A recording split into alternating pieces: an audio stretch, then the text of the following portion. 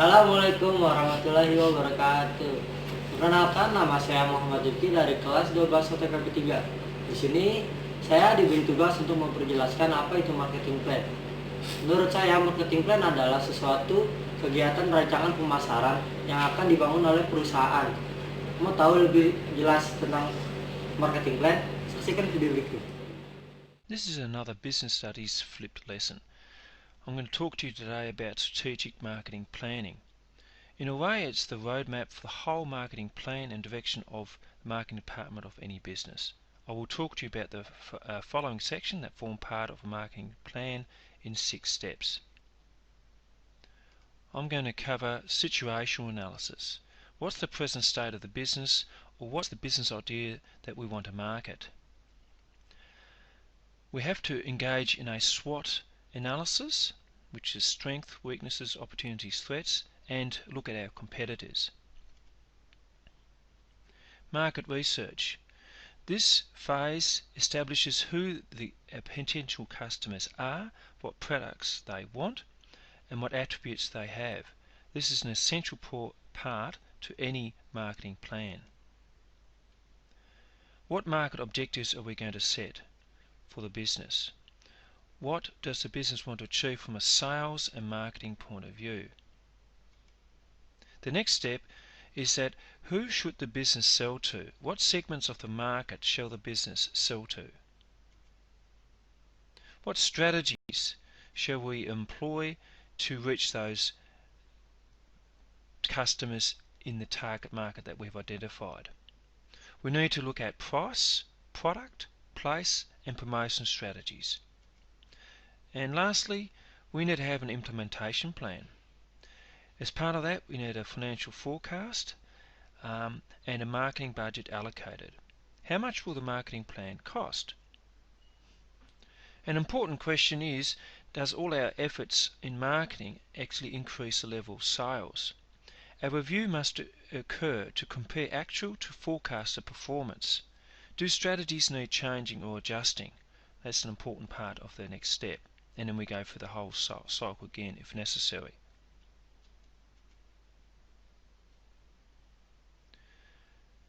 So this is where we start. What's the present state of our business? In order to do this, we must look at the product life cycle. So what stage of the product life cycle is the business product in? There are 4 stages. The establishment, to start with a new business idea, the growth stage, the maturity stage, and a decline stage, or sometimes also the post-maturity stage where the business is trying to avoid the decline stage. Different marketing strategies are required at each stage of the cycle. In the establishment stage, brand and reliability are being established. Price is noticeably lower than the competitors in order to gain a market foothold. In the growth stage, product quality is maintained and improved, and the price per unit of production is maintained. In relation to our promotion strategies, we're seeking a wider audience. Then we reach the maturity stage.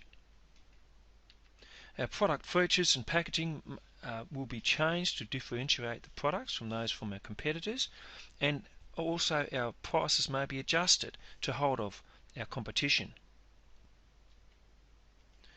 In the decline stage, the product may need some rejuvenation and the price is reduced to sell the remaining stock. Promotion is cut and our efforts are turned into other profit-making products. Now let's look at the SWOT analysis. This is a tool which provides information to assess the current business situation and its position in relation to its competitors. Let's look first up at our internal influences, the ones that businesses themselves can look at. So we'll look at our strengths. What is a business good at? For example, a good product, service, a good location, knowledgeable employees, solid financial position, and able to use technology. Some weaknesses, again that's internal. We might have competent staff, or that it may be a weakness. Products may be in decline, facilities run down. There's some examples. Now we get to the external influences that run from outside of the business that can influence. There are some opportunities. Some examples can include benefits of new technology, economic outlook strong, interest rates low, new markets into Asia, acquiring other businesses. And opposing that are threats, declining market and economic trends, economic shocks, new laws, new competitors, and the list goes on. You can pause here if you like to take all that information in. Now we go to market research, arguably the most important part of the marketing plan process. Step 1.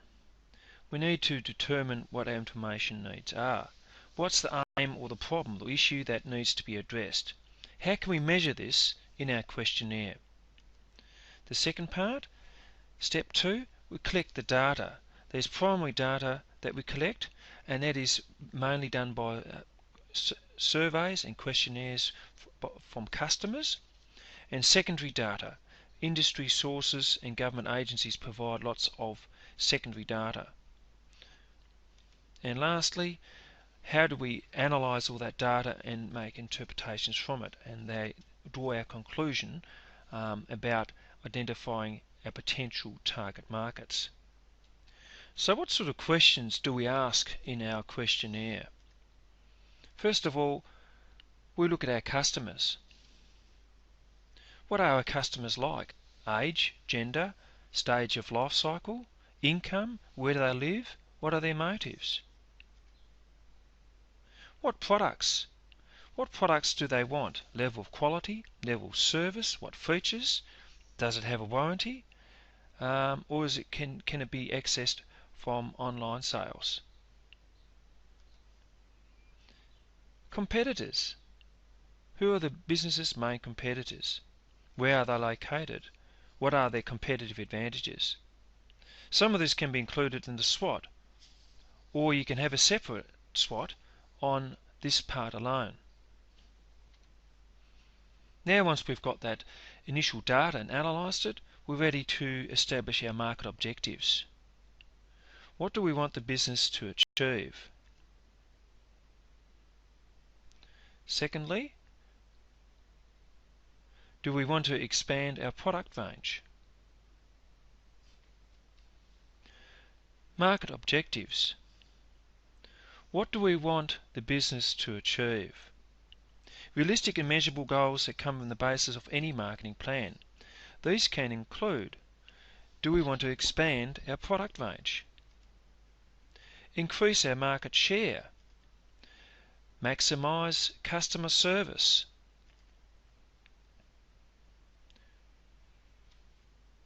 The next section is to identify our target markets. Is the group of present or potential customers the business wants to sell its product or service to? The customers within the target market have a similar set of attributes like age, income, lifestyle, stage of life cycle, location, and spending patterns. The questions we might ask are, what segment of the market are we targeting? Here we have a grammatic illustration. Are we going for the whole market, the total market, the mass market? Or are we going for a certain segment of the market, called the segment market approach? For example, the electronics market can be divided into phones, smartphones, 4-inch screen phones, etc. Or the niche market approach over here. A specialised but a very small part of the market, for example, a specialised boutique. A market can be segmented into further types. Psychographic. Factors that influence the consumer's buying behaviour such as perceptions, motives, attitudes and personality. Demographic. In terms of age, gender, location, income, life cycle, education, social class. Geographic. Region, suburb, whether rural or urban. Behavioural. There's a lot of research done on that. purchase occasion, how many times do they buy this particular product, how loyal are they, the usage rate. The ultimate aim of market segmentation is to increase sales, market share and profits by better understanding the target market and the attributes. Economic factors determine the business capacity to compete and the customer's willingness to spend. The stage of the economic cycle determine the level of demand for goods and services. When there's a downturn, consumers' incomes will be lower and consumers will demand less. Conversely, if in good economic times, they will open their wallets and spend more readily. In downturns, what consumers do, they also save more, which exacerbates the situation of them generating demand for goods and services. Now let's look at government influences. Government policies can influence customers' willingness to spend by a raft of taxes, subsidies, grants and incentives. Governments also regulate behaviour for both businesses and consumers. The ultimate aim of market segmentation is to increase the sales, market share and profits by better understanding and responding to the desires of the different target customers. Once we've identified all this, we're ready to go to the next stage, which is developing market strategies. This is done by looking at the elements of the marketing mix. How is the business going to achieve objectives within the research of the market, identification of target customers and their attributes? Let's look at the diagram. You'll note that in the middle of the diagram we've got the target market. That's what we've been doing all this work for. The 4 P's determine the emphasis on the business will place on each one of those variables, namely the product, the price, the place and promotion. Let's go into more detail. Price. Selecting the right price is always difficult in light of competitive factors, level of demand for the product and the cost of production, and of course the product life cycle. The product, as well as the product itself, you need to consider the quality of the packaging, the design, model variations, brand name and warranties allowed. Promotion, that's what we see most commonly on TV. There's strategies to inform and remind customers about its products. This includes advertising, personal selling, sales promotions, publicity and public relations. And lastly, place, where you're going to get this product from. It deals with the channels of distributions of getting the product to the consumer. Traditionally has been from a manufacturer who sold it to a wholesaler, to a retailer and then to you the customer. Now we need to include online sales and distribution as well. Now we come to the last section, the marketing, implementation and review process. The marketing plan needs to include a budget for implementation as well as for sales forecast and a cash budget. How does a budget need to be restructured and who will be responsible? How do the marketing strategies and messages. Penjelasan marketing plan dengan bentuk bahasa Inggris dari kelompok kami. Sudah tahu kan apakah itu marketing plan? Kalau kalian ingin berpendapat, silakan tulis di kolom komentar di bawah ini. Itulah video dari kami. Mohon maaf apabila ada kesalahan. Wassalamualaikum warahmatullahi wabarakatuh.